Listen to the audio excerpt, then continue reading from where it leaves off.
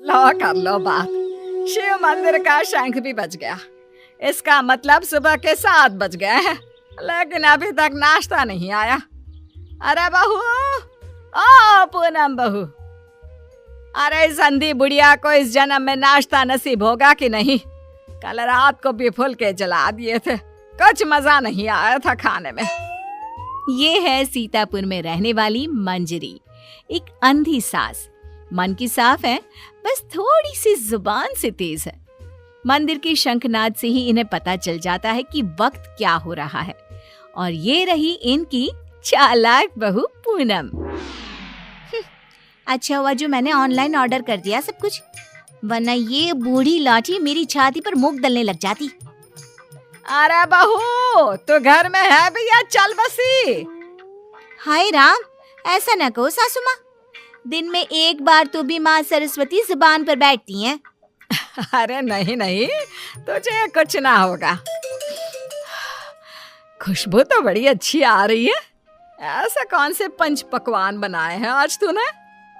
आज है स्पेशल जलेबियाँ, फाफड़ा, आलू की पराठे, कम चीनी वाली गर्मा गर्म चाय, दही पकोड़े, ये सब। वो मुझे डॉक्टर ने कहा है ना कि आप दिन में कम से कम 3 से 4 घंटे सोया करो, इसलिए आज मैंने सारा काम निपटा दिया है। अब मैं सो जाऊंगी। वाह, क्या स्वाद है।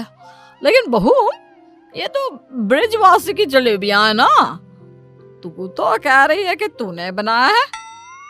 दरअसल वो मैंने ब्रिजवासी काका से रेसिपी पूछ ली थी। अच्छा मम्मी जी, मैं आती हूँ अभी, जरा वो दूध गैस पर तेज आंच पर रखकर आई हूँ ना। पूनम फौरन ही वहां से उठकर रसोई में भाग जाती है। मंजरी को फिर भी पूनम पर थोड़ा शक आता है। पूनम ऐसे ही रोज अपने पति के पैसों को खर्च करके बाहर से खाना मंगवाती और अपनी सास से कहती कि उसने खुद बनाए हैं, और उसकी बेचारी अंधी सास बहू के इस झूठ से बेखबर सारी चीजें मान भी लेती। एक दोपहर में पूनम पूरा मेकअप करके तैयार होकर खड़ी होती है। चलो फटाफट पतली गली पकड़ के निकल लेती हूँ, इससे पहले कि बुढ़िया मुझसे टकराए। बेचारी मेरी अंधी सासू माँ, उसे लगेगा कि मैं सो रही हूँ, जबकि मैं तो अपनी जानू से मिलने जा रही हूँ। पूनम हर दोपहर को अपनी सास को बेवकूफ बनाकर बाहर अपनी बॉयफ्रेंड लखन से मिलने जाती थी, और आज भी कुछ यही प्लान था। ए जी ओ जी लो जी सुनो जी, मैं हूँ मन मौजी, करता हूँ मैं जो वो तुम भी करो जी। 1 2 का 4, 4 2 का 1, माय नेम इज लखन, सजनों का सजन मेरा नाम है लखन। लखन, तुम भी ना बिल्कुल एंटीक पीस हो। यार पूनम, हम कब तक ऐसे छुप छुप कर मिलते रहेंगे? एक तो मेरे पास कोई नौकरी भी नहीं है, वरना यह दिल वाला अपनी दुल्हनिया को खुद ही ले जाता। टेंशन मत लो, जब तक तुम्हारे पास पैसे नहीं आ जाते तब तक हम दोनों के लिए मेरा ससुराल है ना, मैं सब देख लूंगी। लेकिन तुम्हारे पति को शक वक हो गया तो? अरे मेरा पति तो मेरा दीवाना है, आंख बंद करके मुझ पर भरोसा करता है। उसके पास से घी निकालने के लिए उंगली टेढ़ी करने की नौबत तक नहीं आएगी। ओए होए, ओए होए होए, शुक्रिया मेरी जान, love you love you love you. I love you too. इसी तरह दिन बीतते रहते हैं। एक रात देवेश बहुत खुश अपने ऑफिस से घर लौटता है। माँ, पूनम, एक खुश खबर है। ऐसी खुश खबर कि जिसे सुनकर आप दोनों फूले नहीं समा पाओगे। अरे तो जल्दी बताना फिर। हाँ हाँ, इतना सस्पेंस मत बढ़ाओ। मुझे कंपनी में सीईओ का पोस्ट मिल गया है। अरे वाह, जुग जुग जियो मेरे लाल। अब तो एक बड़ा माखन का कनस्तर चढ़ाऊंगी भोग में अपने कान्हा जी को। वाओ, मतलब अब 2 गुना 3 गुना 4 गुना पैसा होगा, और हमारी तिजोरी में साल की 12 महीने दिवाली होगी। वाह वाह वाह वाह, कांग्रेचुलेशंस देवेश। Thank you. लेकिन इस खुश खबर के साथ साथ एक और बात भी है। मुझे कल सुबह ही मुंबई के लिए रवाना होना होगा। बिजनेस मीटिंग है, लगभग 1 हफ्ते तक वहीं रहना होगा। क्या? ये तो कितनी अच्छी बात है। मेरा मतलब है कि आप मुंबई घूम भी लेंगे। कहते हैं ना, रात में मुंबई की सड़कें और नजारा काफी सुहाना होता है। वाकई में, ले जा इसे भी अपने साथ। अब मैं तो ठहरी अंधी। डॉक्टर ने कहा है रोशनी कभी भी आ सकती है, लेकिन मुझे तो ना लगता कि इस जन्म में आएगी मेरी आंखों की रोशनी। कैसी बातें करती हो सासू माँ आप भी। मैं भला अपनी सास को छोड़कर कहीं जाऊंगी क्या? अगर मैं चली गई तो आपकी सेवा क्या पड़ोस की मीना करने आएगी? देवेश, तुम आराम से घूम कर आओ और मेरे लिए एक अलग से सूटकेस भर के तोहफे लाना। इसे तो बस तोहफे ही दो, चाहे वो तीज हो, त्योहार या कोई और आम मामूली सा दिन। बस तोहफे तोहफे तोहफे। बिल्कुल पागल है ये। अरे, मैं तोहफे मांगू तो आपको क्या दिक्कत है? आप भी मंगवा लो ना। देख देख देवेश बेटा, कैसे कैंची की तरह तेज चल रही है इसकी जुबान। अरे आप दोनों शांत बैठ जाओ, मैं आप दोनों के लिए ढेर सारे तोहफे लाऊंगा बस। देवेश अगली सुबह मुंबई के लिए निकल जाता है। इसी बात से खुश होकर पूनम सोचती है, रास्ते का कांटा तो साफ हो गया है। अभी मैं चुपके से मेरे लखन को घर पर भी बुला सकती हूँ। इस अंधी बुढ़िया को तो कानों कान भनक भी नहीं लगेगी। पूनम अब रात को चुपके से पीछे के दरवाजे के जरिए लखन को घर पर बुला लेती है। अब जहाँ सास घोड़े बेचकर खर्राटे मारते हुए सो रही होती है, तो वो बहू की बात करने की आवाज सुनकर तुरंत उठकर बैठ जाती है। ये आवाज किसी आदमी की लगती है, शायद बहू के कमरे से आ रही है। लेकिन नहीं नहीं, मैं भी कुछ ज्यादा ही दिमाग लगा देती हूँ। देख रही होगी कोई भूत या फिल्म। अब तो पति नहीं है घर में, इसलिए रात भर ऐसे ही करेगी ना। लेकिन अगर कल जल्दी नहीं उठी तो फिर मैं इसके कानों के पास जाकर बर्तन बजाऊंगी जोरों जोरों से। ये सिलसिला रोज चलता है और मंजरी को रोज लगता है कि पूनम टीवी पर कोई फिल्म देख रही है। एक दिन जब पूनम बाहर होती है, तभी मंजरी सोकर उठती है और आंखें खोलते ही उसे सब कुछ दिखाई देने लगता है। वो अपने आसपास सब कुछ देखकर काफी खुश और आश्चर्यचकित हो जाती है। ये तो गजब हो गया, मेरे आंखों की रोशनी फिर से लौट आई। डॉक्टर ने सही कहा था, रोशनी कभी भी लौट सकती है।